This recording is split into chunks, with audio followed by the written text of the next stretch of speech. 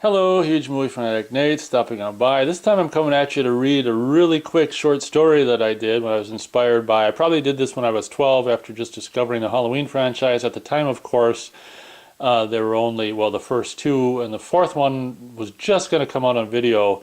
But so the first two Halloweens were the only movies I'd seen at the time. And this is something I did on my mom's typewriter when I was 12, and it's so cool because it's got all the just, the horrible spelling and stuff. I'll probably take a digital picture of this and, scan along the words as I'm reading it versus trying to do this. Yeah, that'd be a lot better. So let me just read this to you, and I'll put the digital image of the of what I'm reading along there so you can see all my 12-year-old incorrect spellings and stuff like that. So it's titled Halloween 3. It was a damp Halloween night. Trees rustled, look at my rustled, in the wind with sounds of owls. Very few kids remained on the street. You gotta love that remained spelling. It was late. Kids were called in for bed. Those who did remain were teenagers, which were unaware that of another presence which was watching them. Across the street, hidden by the bushes, a shape lurked. Its face was hidden by a pale, featureless Halloween mask. I like that for being 12, come on. The kids were gone for the night. The kids were standing on the sidewalk. And this is them talking. But what if your parents come home? They won't. They're gone for the night. All right. The kids went in the house. Now what? I got some marijuana. All right. The kids smoked. Stoned.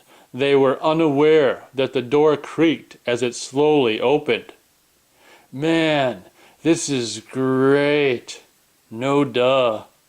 The floorboards creaked and then suddenly stopped. There was dead silence in the room, which was soon broken by a grotesque moan. A splash of blood soon followed.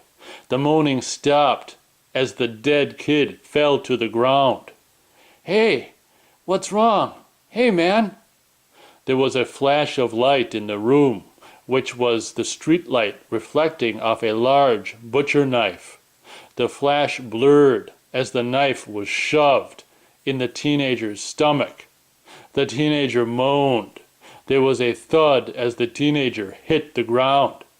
The shape reclaimed the knife and walked out of the house and blended into the night.